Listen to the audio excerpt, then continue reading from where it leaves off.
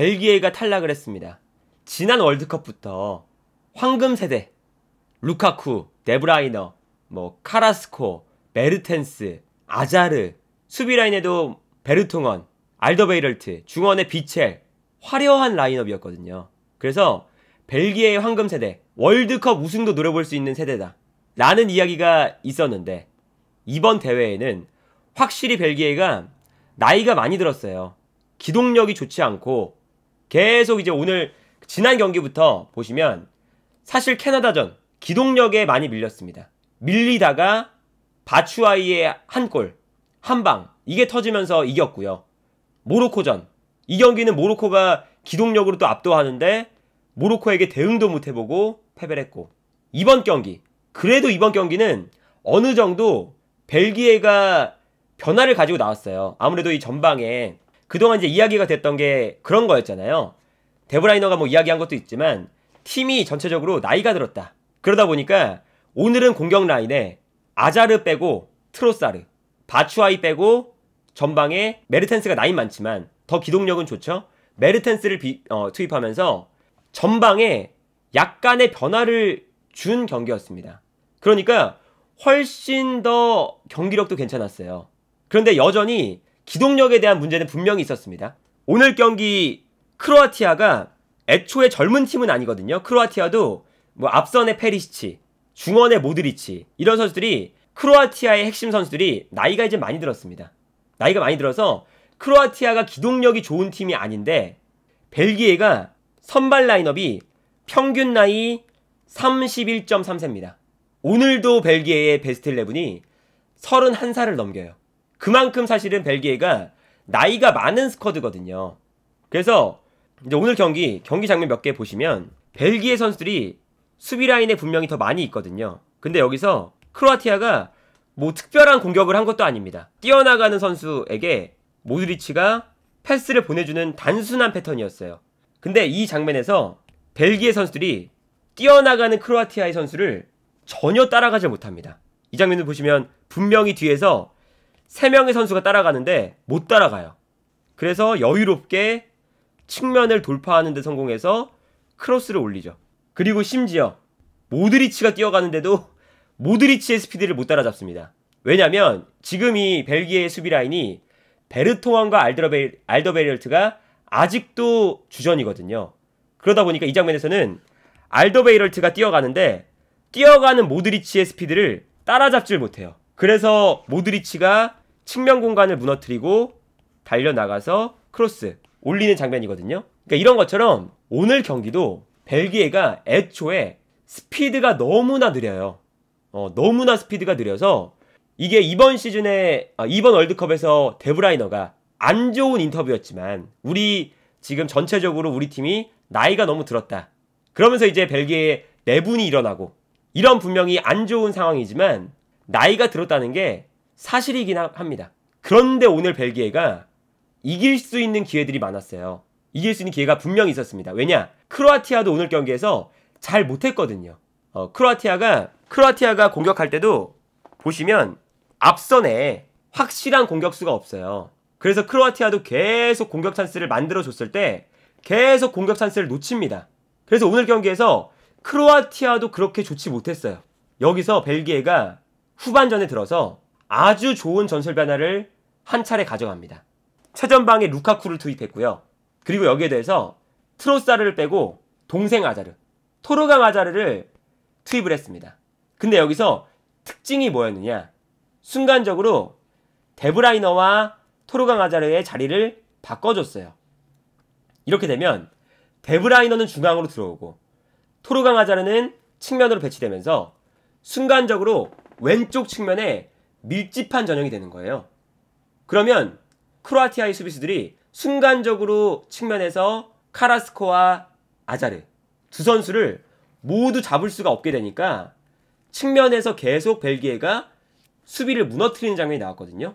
그래서 후반전에 마르티네스 감독이 전술 변화를 준 게 매우 중요했습니다. 근데 오늘 벨기에가 분명히 크로아티아가 그렇게 좋지 않다 보니까 전술 변화도 잘 줬고 여기서 이제 찬스가 나왔거든요. 이 장면도 보시면 데브라이너가 중앙으로 들어와 있는데 이때 한쪽에 카라스코 또 그 옆에는 아자르가 배치됩니다. 그러니까 이 측면 지역에 2명을 두는 거예요. 의도적으로. 그러다 보니까 측면에서 크로아티아의 측면 수비수가 벨기에의 2명의 선수를 2대1로 마크해야 되는 상황이 나오고 여기서 자연스럽게 뛰어들어가는 선수를 2명 다 잡을 수 없으니 순간적으로 카라스코나 아자르를 놓치는 장면이 나옵니다. 그래서 여기서 데브라이너가 아주 좋은 패스를 보내줬죠. 데브라이너의 패스를 받은 카라스코가 슈팅을 기록했고 여기서 슈팅이 수비수를 맞고 흘러나오는데 여기서 루카쿠가 비어있는 골대 앞에서 물론 오른발이었지만 골대를 맞춥니다. 여기서 루카쿠가 빈 골대에 득점을 못하면서 결정적인 찬스를 놓쳤죠. 그런데 사실은 후반전에 벨기에의 전술 변화가 좋았고 그러면서부터 벨기에의 찬스가 이런 찬스가 많이 나왔어요. 근데 오늘 경기는 루카쿠가 이 장면뿐만 아니라 계속 놓칩니다. 빈 골대 심지어. 이 장면도 보시면 순간적으로 다 왼쪽에서 나와요. 왼쪽에서 뛰어들어가는 선수에게 좋은 패스가 들어가면서 크로아티아의 오른쪽 측면을 무너뜨리는 데 성공합니다. 그래서 크로스가 올라오는데 크로스가 올라올 때 앞선에서 크로아티아의 골키퍼가 공중볼을 처리하는 데 실패했습니다. 그래서 너무나 편안하게 루카쿠에게 정확하게 배달이 됐어요. 근데 루카쿠가 빈 골대에 넣지 못합니다. 하늘로 날려버려요. 2번째 빈 골대 찬스를 이렇게 날렸고요. 3번째 루카쿠가 빈 골대는 아니었지만 루카쿠가 골대 앞에서 골대 밖으로 차냅니다. 3번째 찬스. 이것도 사실 결정적인 찬스였죠. 물론 빠르게 슈팅이 들어오긴 했어요. 벨기에의 슈팅이 루카쿠에게 연결됐거든요. 근데 루카쿠가 반응을 했는데 반응이 느려서 조금만 더 빠르게 반응했다면 넣는 거였거든요.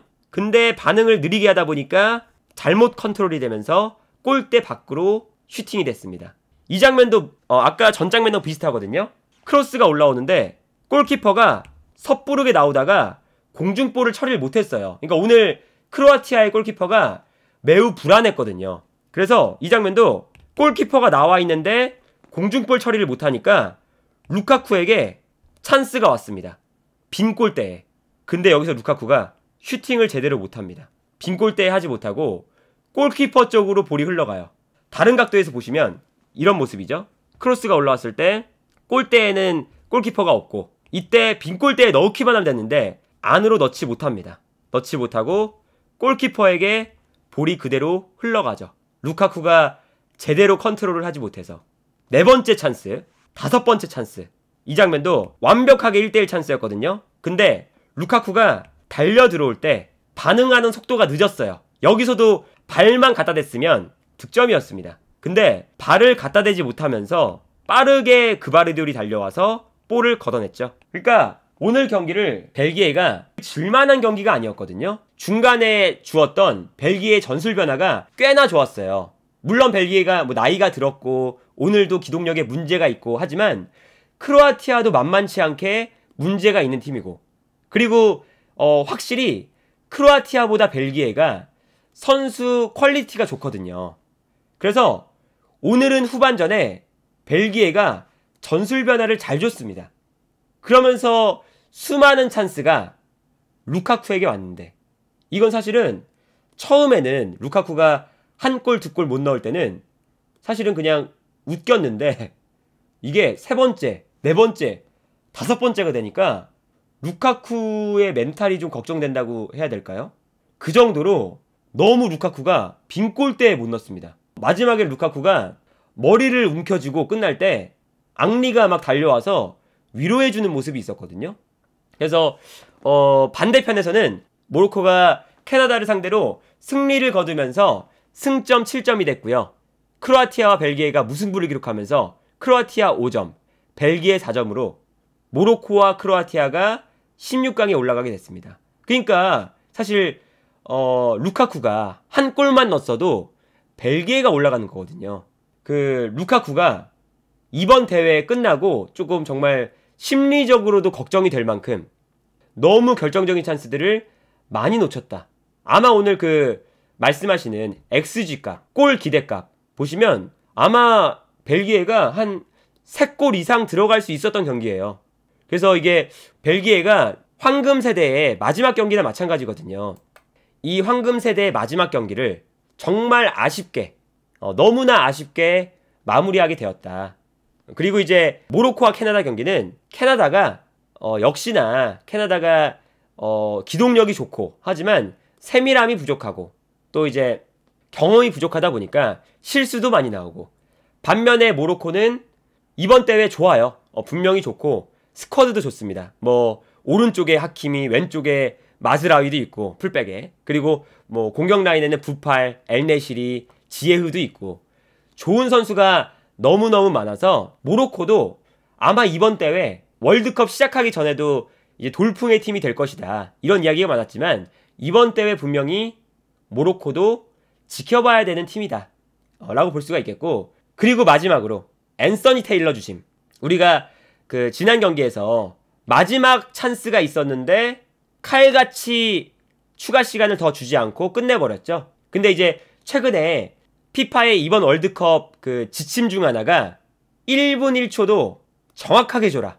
그래서 추가 시간에서도 선수가 넘어져 있거나 그런 시간을 다 계산해서 주거든요. 그래서 우리가 지난 경기에서 아니 이번 월드컵에 계속 그렇게 하다가 왜 테일러 주심만 추가 시간 10분 끝났다고 칼같이 끝내냐, 이게 말이 되냐, 우리 경기만 왜 이러냐 그랬는데, 테일러 주심이 원래 그런 사람입니다. 원래 이상한 쪽으로 공평해요. 오늘 경기도 보시면 벨기에와 크로아티아 추가 시간이 4분이었거든요. 4분. 근데 마지막에 벨기에가 크로아티아의 볼을 뺏어서 역습으로 나가고 있는 장면이었어요. 근데 4분이 안 됐습니다. 3분 56초. 분명히 5초 정도의 시간이 남아 있었는데 갑자기 경기를 끝냈어요. 한 번 정도의 공격은 줄 수 있는 상황이었는데 분명히 추가 시간 시작되고 멈춰있던 시간이 분명히 있었잖아요. 그래서 한 번 정도 줄 수 있는 시간이었는데 갑자기 끝냈습니다. 그러니까 이 테일러 주심은 이렇게 말하면 이제 좀 이상하지만 공평해요.